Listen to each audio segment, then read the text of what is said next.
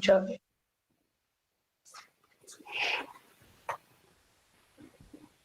Okay.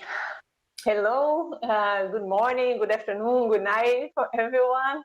We are here today for this workshop that we are going to have Professor Javier here with us. This is part of the community mapping online event that we are promoting, trying to know a little bit more about those digital tools that have been used for community mapping. So with not taking too long, I'm just going to start first thanking for Professor Javier to be here, to have all this time to be with us and explain this tool for us and everyone else that is watching us and are here at this webinar. So thank you, Patricia. I need to thank you.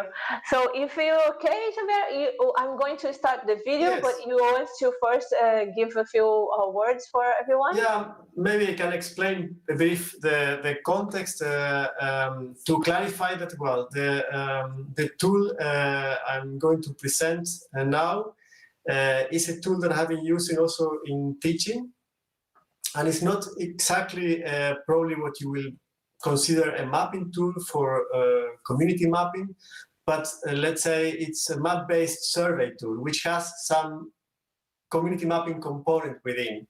And maybe when you see the presentation, you will understand why I say that. And I pre-recorded the presentation also to avoid that there were some delays in the use of the interface. And if anyone wants to have to type already some questions that I can answer after in the chat, they can also use the chat, and I either answer by writing the answer immediately in the chat or later. That's it. Yeah.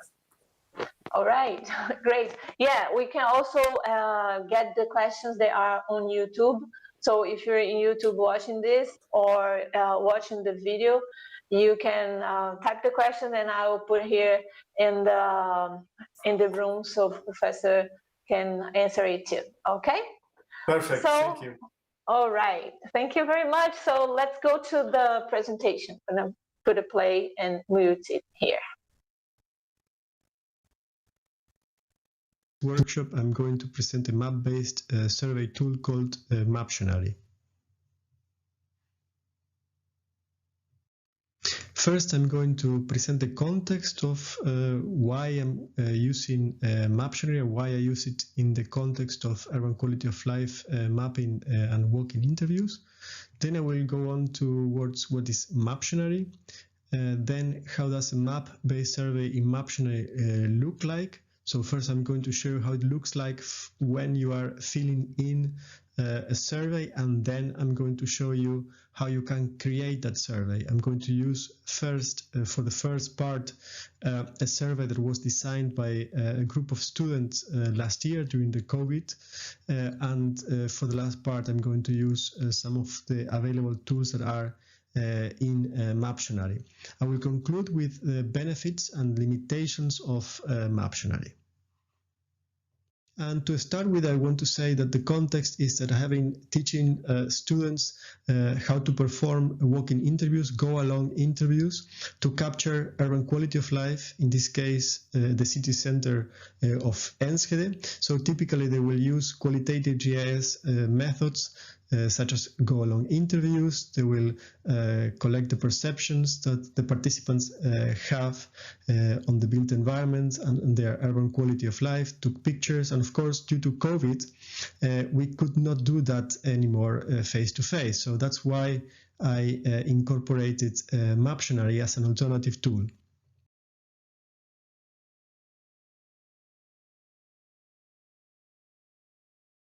What we had to do was to introduce a series of steps to replace, let's say, the typical face-to-face walk-in interview. And what I'm going to present here is how we use Maptionnaire to collect information about the perception of the city center and to produce this type of maps that we see on the left, where we see a concentration of positive and negative perceptions. Negative are here in red, and also the walking routes that the different participants had. I'm not going to go into detail, but later what we had is that once students completed the map-based survey and they received the responses, with some participants they could have a virtual walking interview on some of the tracks that they found relevant to discuss further on. And for that they use a Street View and a big blue button. But I'm going to continue now explaining what Maptionnaire is.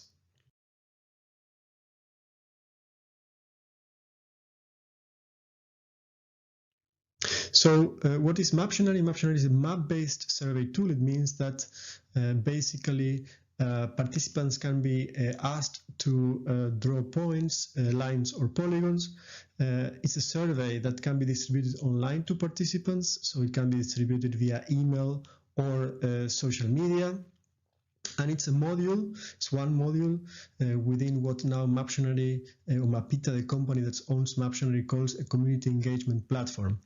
I have to say that this is a non-free software and that I could use it because our university have a license at that moment and still has.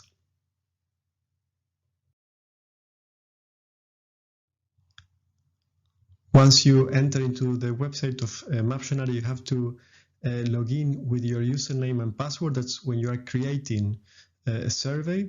And my advice is to start with the Maptionnaire editor quick start. And to see also the manual. It's very user-friendly and it's straightforward.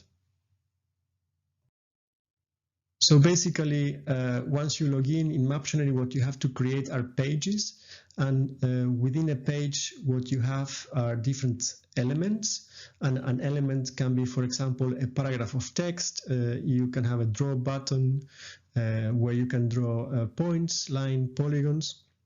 But you can have also other survey tools, like you will find in SurveyMonkey, for example, to design multiple choice questions, open questions, etc.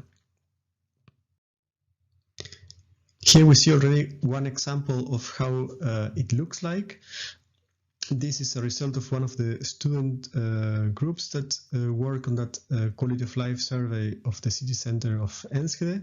And here is an opening page where you can include pictures and you can include any sort of text that you will typically include when you are presenting your survey and you would like to get, for example, informed consent. This is another page that shows the type of survey elements that you can have. So you can have multiple choice questions, as we see here. You can have open text, and you can continue scrolling through the pages. And one important thing is that you can choose also the type of basic map or background map that you use. It could be, for example, a satellite image. Here is one of the pages where students asked, for example, on the quality of life as perceived by the participants, in this case with open text, but also you can use Likert scales and slide bars to include, for example, the level of satisfaction that the participant had in terms of, in this case, when it comes to health in the city center of Enschede. So you can design the pages, and through the pages you can include also, and that's the characteristic of a map-based survey, the possibility that participants include polygons or point at areas in the map. So for example here the participant was asked to mark the area of the city center that you visit most often. So here you see that they have drawn a polygon. And the other question here was about the walking route. So the person is asked to mark the route that you would normally take to the location you visit most. And in this case, again, it's very easy to draw the route on Maptionnaire. As you draw, let's say, points and polygons. You can also customize the way that these polygons look like. In this case, it was very useful to say, for example, that you wanted participants to mark areas that they particularly like and areas that they dislike, and explain with open text why they like or dislike those areas. So you can set up the survey, and it's this is how it looks like through different pages. Here we see another element on one of the pages that our students designed, which was to allow the possibility for a follow-up walk-in interview that I mentioned before. So you can finalize the questionnaire asking the participants to be contacted, and you can ask to leave an email address, for example. And you can finalize the survey with a picture. You can include, of course, pictures, photos, and that's it. You finalize, and when you're done, you finish and you submit the survey. So this is how it looks when you are designing the pages. So here is when you log in and design the page.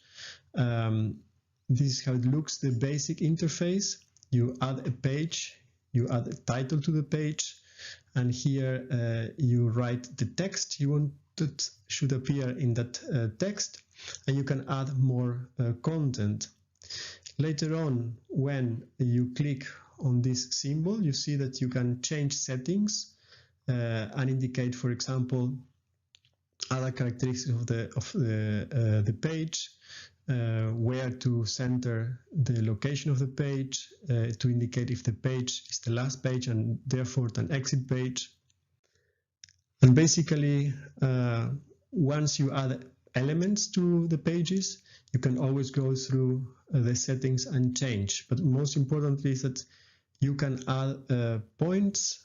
I think for us it's important to see that you can ask participants to draw points, to draw lines, and to draw polygons. And in the settings you can indicate, for example, the color of the point and the title of the point. You can have a help text available once you deploy the question. You can give an icon name, and you can choose, as I said before, the color of the icons. And there are other types of items that you can add, or elements. So you can have conventional multiple choice questions with radio buttons, like for example, in this case, would you be interested in moving to downtown Helsinki? Yes, no, maybe. So you can customize, of course, all these elements. Like if you're familiar with SurveyMonkey, it's very similar.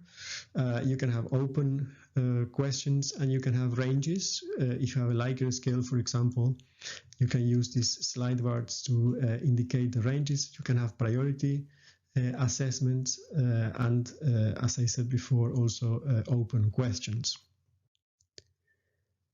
Another element that you can have is to have what they call hand-drawn map layers. So you can have a layer or a visual element on top of the base map where you draw, for example, the location of a specific facility or an area that you want to draw attention to the participants that are filling the survey. In terms of data privacy and settings, you can indicate and upload the privacy policy with the text, and there are other settings that you can control on the page, name color and the heading color, the colors for the next button, and also useful is that you can indicate different language settings, so you can customize the language or include different languages. To conclude, some benefits and limitations that I found so far by using Maptionnaire was, as I said before, very easy to use, both for survey designers and the participants. And in my case, when I use it with students, it was very easy for them to learn how to use the tool. easy also to disseminate to participants, either by email or social media. It's also GDPR compliant. The company that is behind Maptionnaire, Mapita, is based in Finland, so makes it also GDPR compliant because of the location of the servers. There are limitations. It needs internet connection, and that can be a limitation. It doesn't have a mobile application, and it's also proprietary non-free software. And these are, I think, the main limitations I can mention so far, or that I encountered so far. To conclude, because I also mentioned that, well, this idea of using walk-in interviews is part of also qualitative GIS methods that we teach. I want to share with you a book we published, open access, so you can download it for free. And there are also some exercises that have been designed for using QGIS, so you can go and see more about it. And in this case, for example, on how children perceive the city center of Enschede, it has some similarities to the exercise I showed in this presentation.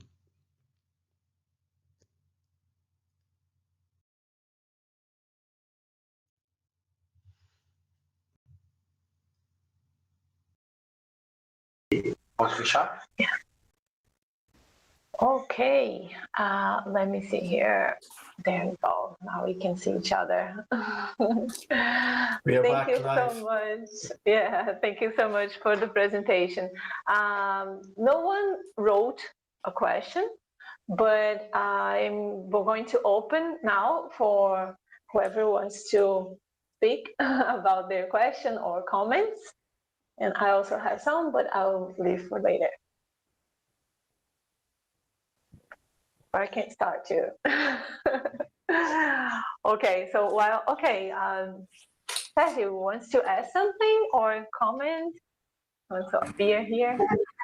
Yes, just really, first of all, thank you, Javier. I was taking a look at your presentation, really nice.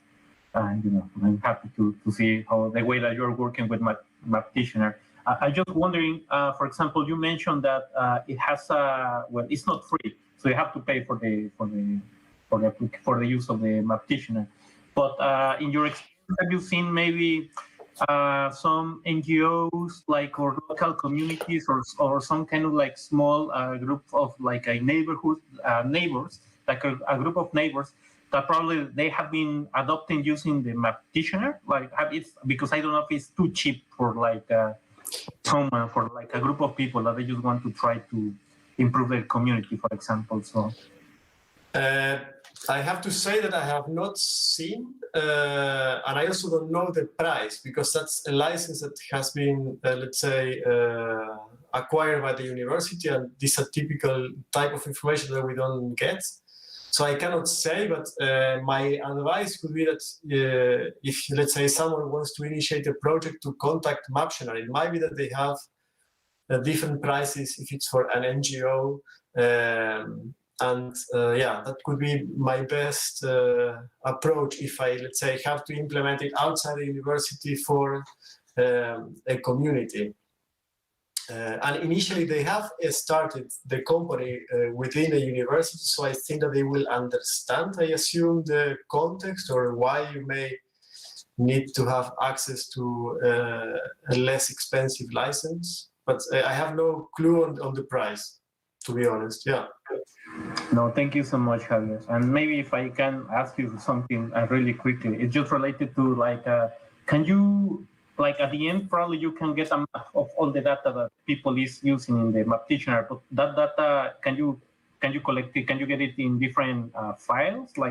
Yes. Yes, yeah, you can download it. There is also a module for visualizing or analyzing the data that, like, you will see if you are familiar with SurveyMonkey. But I would say that you can download it into a GIS package or to SPSS or Excel.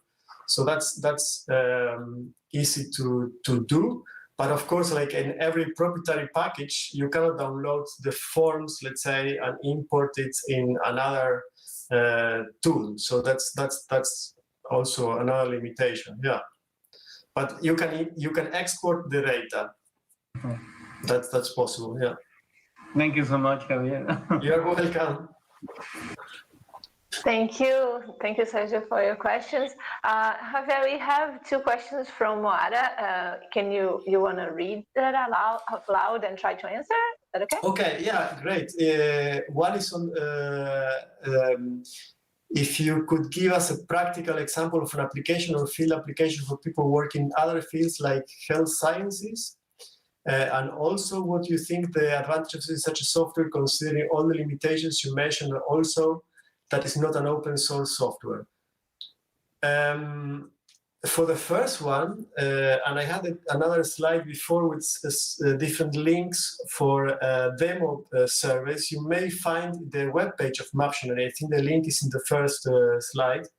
I can copy it maybe later in the chat, where they have several case studies.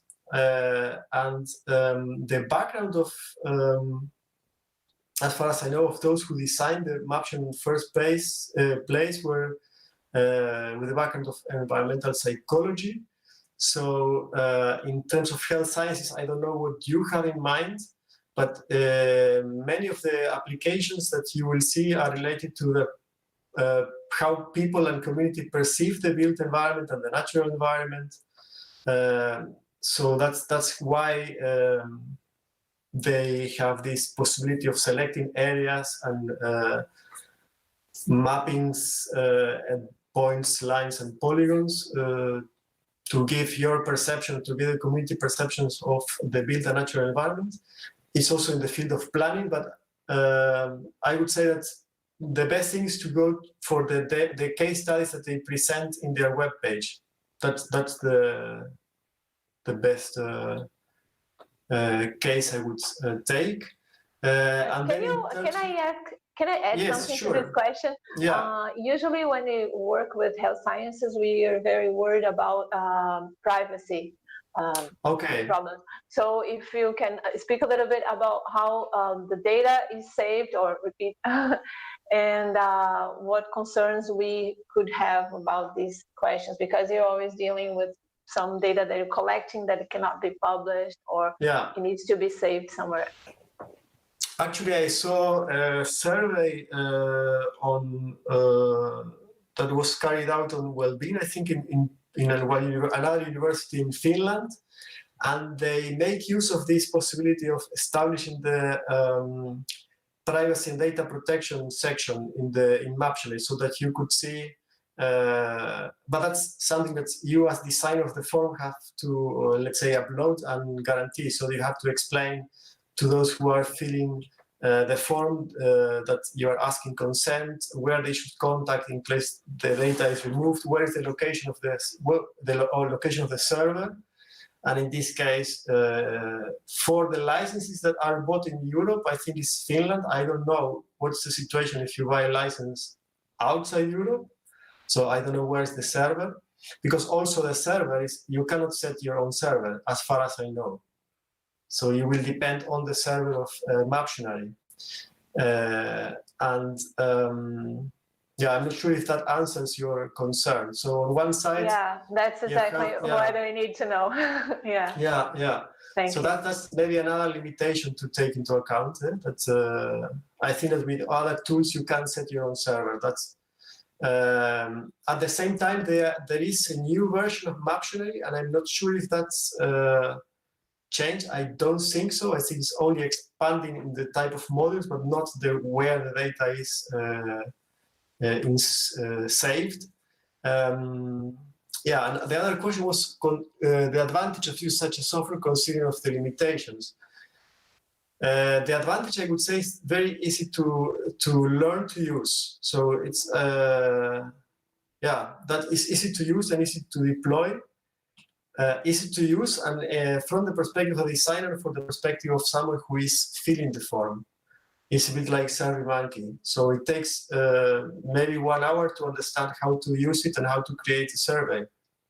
Doesn't mean, of course, that someone who has not trained in how to design a survey will make a good survey. Yeah, that's something else.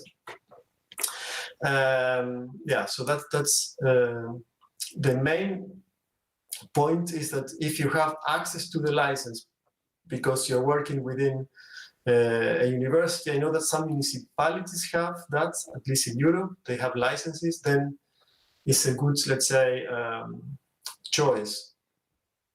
Yeah. We also have a question from Fernanda in the chat. Yes. How do people react to this tool? Do they participate more? Are they suspicious about revealing their location? Well, I have to say that I use it in teaching, and I also use it with policy makers of the city of Enschede for a different case and here. And we also use it, we experimented using Maptionnaire, but in a sort of multi-touch screen, so that we invited them to a workshop face-to-face just before COVID. So later we have to move to the typical online mode. So we were using Maptionnaire in a big touch screen.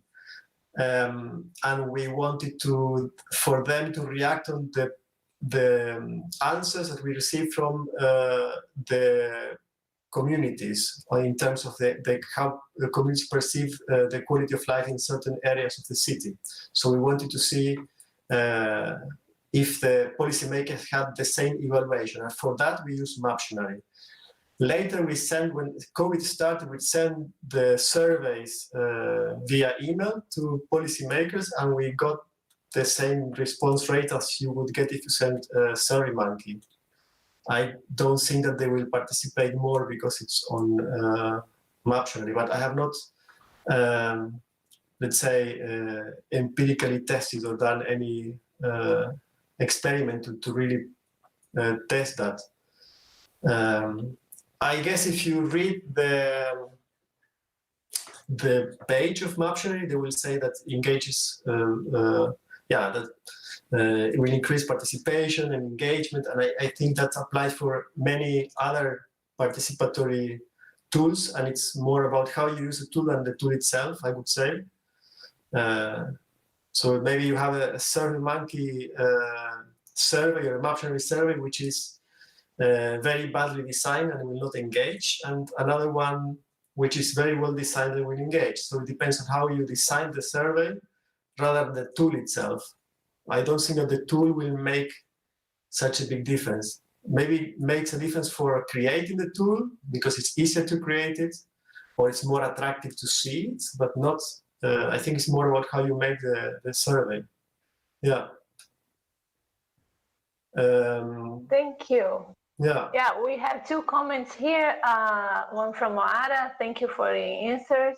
I was seeing this more like a marketing kind of tool, but it's good to know about the perception of environment and also privacy protection.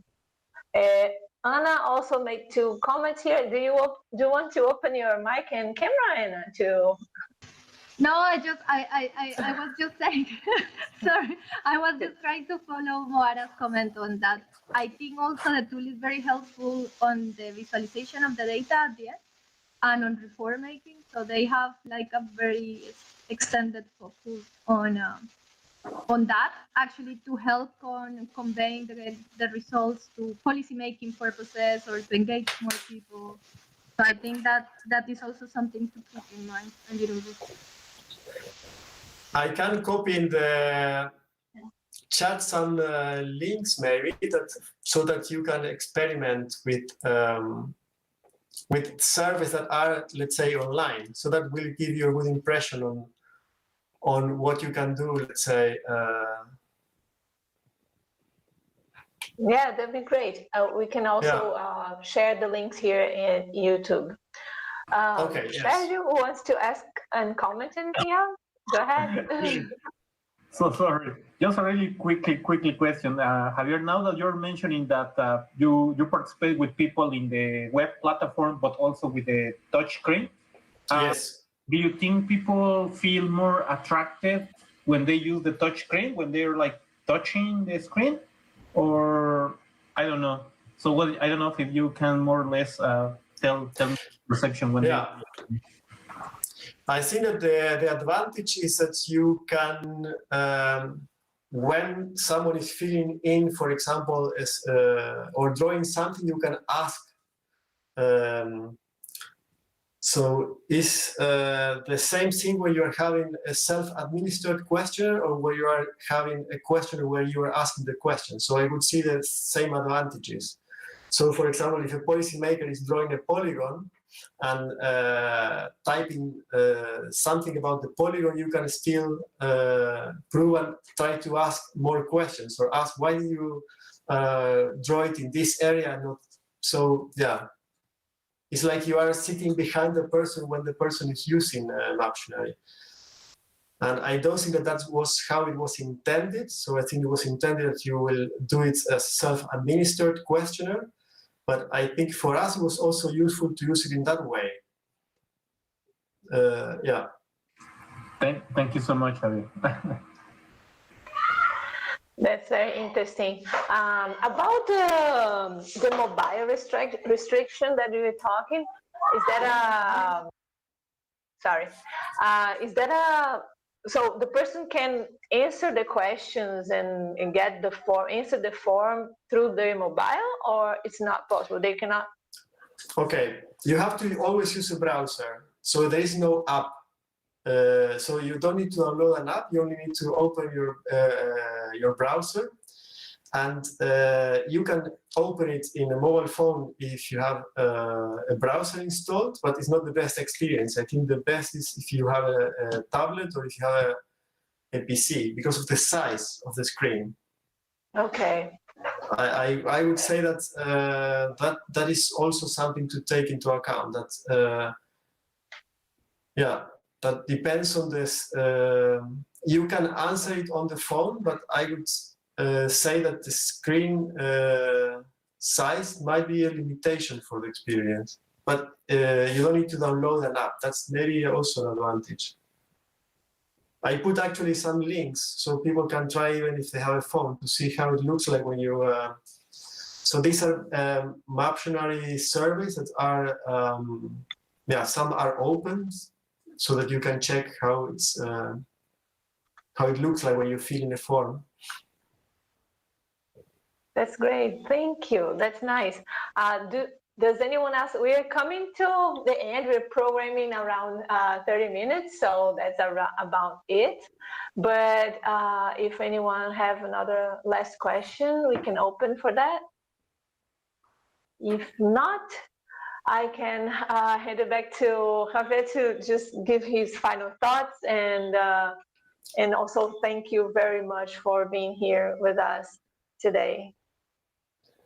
Thanks, Patricia. Maybe just one final thought is that a bit the context again on how or why we also use Maptionnaire. And initially, we usually do face-to-face walking interviews. And if, let's say, I have to choose between doing a face-to-face walking interview, and I would prefer that over an online survey tool. But I can imagine that for different cases, you may find advantages as well to have it online.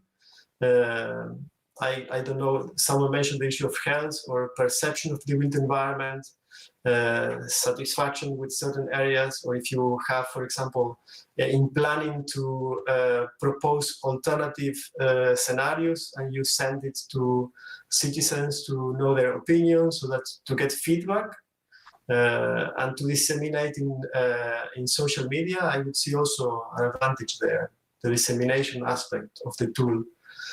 You can reach, of course, a much larger audience than when you do a face-to-face walking interview, for example. Yeah. So the scale is also there. Yeah. Okay. Then thank you very much again. Thank you for everyone that was here with us here in the room at YouTube. So just to remind everyone, we still have Actually, we're thinking, seeing how those next week's workshops will happen, but we'll let everyone know through our webpage of the event.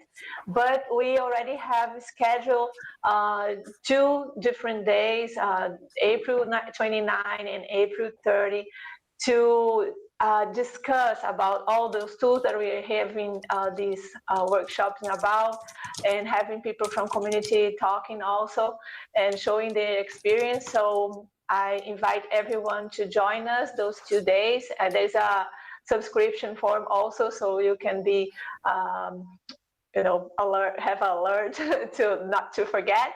So thank you again, and I hope to see you all soon. Thanks, Patricia. Bye to everyone. Bye bye. Bye, Javier. Bye. Hello. Bye, everyone.